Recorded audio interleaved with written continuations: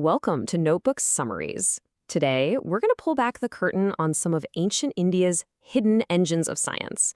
We're talking about a legacy of innovation that has quietly shaped our modern world in ways you probably never even thought about. You know, Rudyard Kipling had this great line, "Iron, cold iron, is master of them all." And he was spot on, right? Iron builds empires, it arms soldiers, it forges the very tools of progress. So that really begs the question, for thousands of years, who really mastered iron? And you know what? The answer leads us down this incredible path, one that kind of flips the conventional, Eurocentric history of science on its head. All right, Section 1, the hidden engine of science. So let's kick things off by digging into why this history is just so important for getting the full picture of our modern scientific world.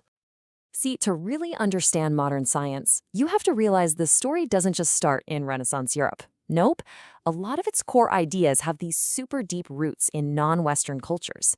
And today, we're zooming in on the incredible contributions from ancient India.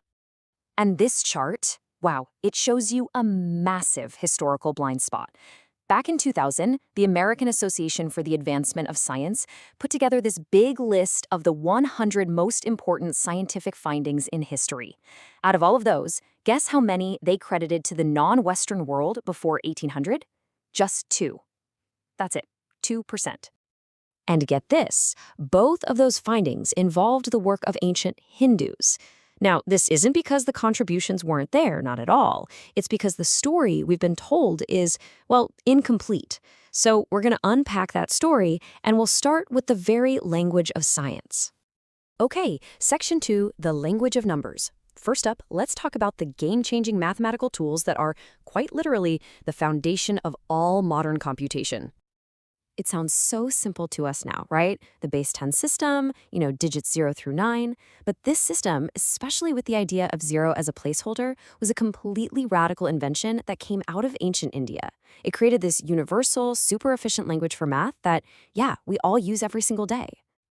And this thing wasn't just a local breakthrough. Oh no, the power of this system was so huge that it just spread like wildfire across civilizations. It influenced everyone from scholars in the Islamic world to guys like Fibonacci in Europe, who helped bring it to the West. It was a total game changer, globally. And the depth of abstract thinking here is just mind-blowing. We're talking centuries before Leibniz got the credit in the West. An Indian scholar named Pingala was already using a binary system. Yeah, ones and zeros. Not for computers, but to classify poetic meters. But it's the exact same fundamental logic that powers every single device you're using right now. All right, next up, Section 3, the legendary Wootz steel. Let's shift gears from math to materials science and talk about a metal that armed empires and had European scientists scratching their heads for centuries. When you think of a legendary sword, what pops into your head? For a lot of people, it's the Damascus blade. And for good reason. It's famous for that beautiful, wavy pattern, its insane sharpness, and the fact that it was so tough. It really was the peak of ancient weapon making. But here's the twist. The name is a little misleading. Sure, the city of Damascus was a huge hub for making and trading these swords, but the raw material, the actual secret sauce behind these amazing blades, that came from way further east.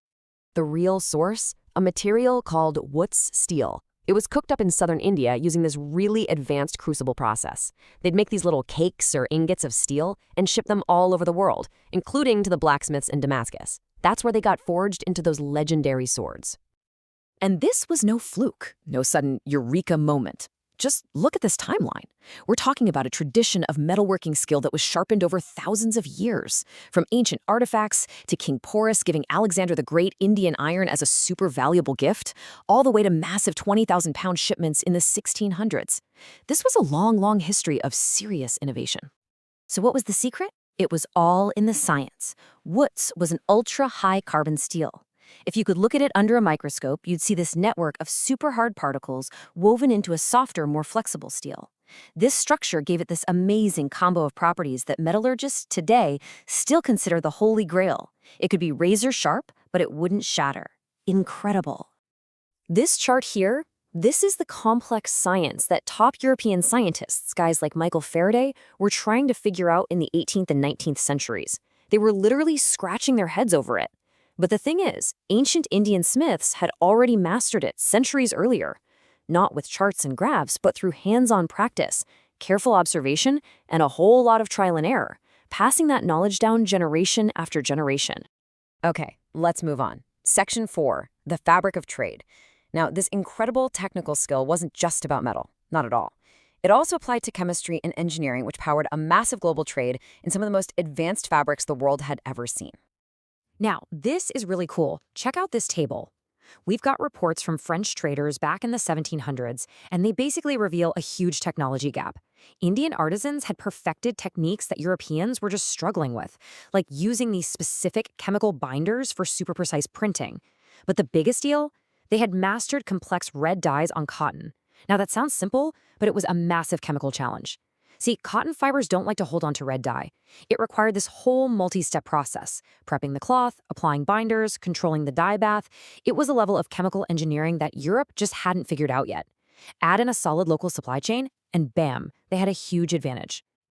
So the big takeaway here is this. The whole world wanted Indian textiles, and it wasn't just because they looked pretty.